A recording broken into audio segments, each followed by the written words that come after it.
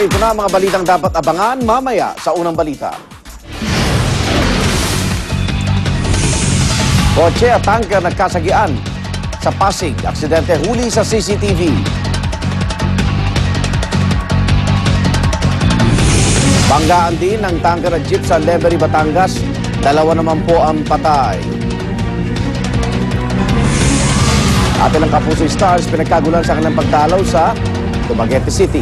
At abayan po ang mga karagdagang detalye mamaya sa unang balita. Darito naman ang hirit panahon ni Laban Yuver.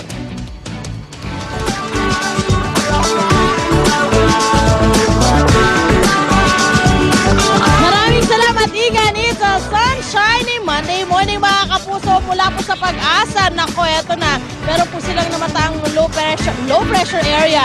Yan po ay nasa 270 km east ng northeast Veracatanduanes. Pero wag po kayo mag-alala dahil hindi naman po magiging bagyo yan ng tuluyan ayon sa Pag-asa. Ang silangang bahagi po ng Katibuang Visayas ay magkakaroon ng madalas na maulap na kalangitan na may mga kalat-kalat na pag-ulan, pagtulog at pagkidlat. Dulot na rin po ng LPA. Malit daw po ang chance na maging bagyo ito. At syempre, meron din po binabantayang bagyo na darating. Maaari daw po yan pumasok ng first week ng June. So abangan natin yung first week ng June. Ayan, okay. Ang ibang bahagi naman po ng ating bansa, kasama na ang Metro Manila, bahagi ang magkakaroon ng maulap na kalangitan na may mga kalat-kalat na mga pag-ulan, lalo na sa dakong hapon o sa gabi. Ang sunrise natin, 5:26 ng umaga at ang ating sunset ay 6:21 ng hapon. Narito naman pa ang mga weather condition and temperature sa ibang bahagi ng Pilipinas. Tandaan niyo po, mga Kapuso, sa kahit ano pa mang hamon ng panahon, manatiling alerto at mahinahon. Happy birthday, Jack ng Batanes!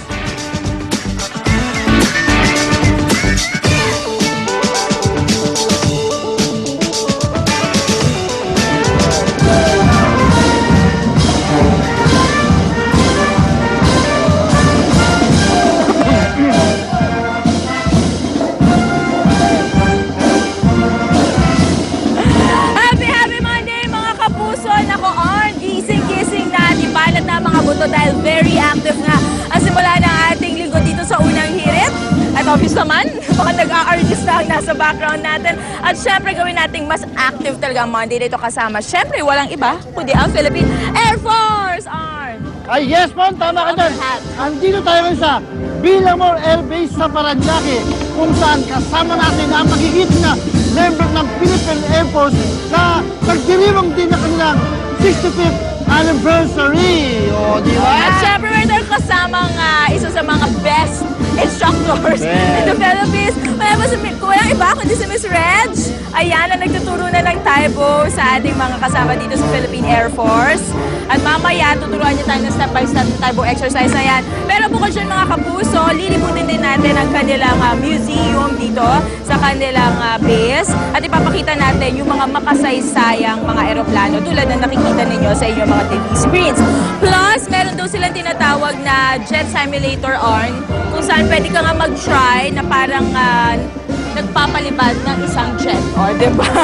There you go, mga Kapuso. Kaya tutok lang dahil siguradong very active and very fun ang pagsisimula ng ating linggo. Dito po yan sa unang hirit. Back muna sa studio!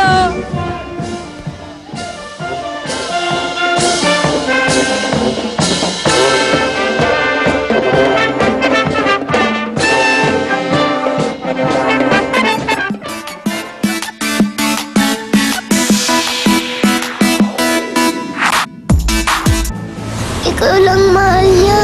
Ako hindi. Mahal ka ni Inay. Sa mga mata ni Rowena, si Luna ay isang paalala ng gabing pinagsamantalahan siya.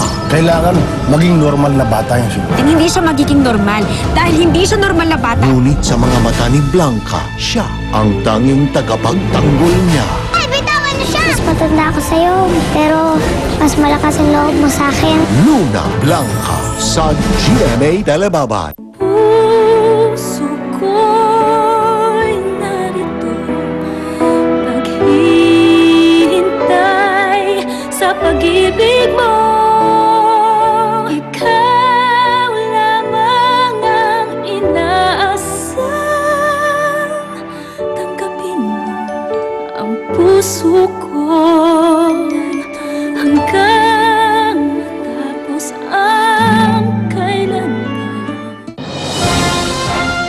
sa naranasan ni Nancy Cedeño na isang court interpreter sa Regional Trial Court. Stress at pagod sa trabaho. I really did not expect it. Very weak ang immune system ko. I lost some pounds.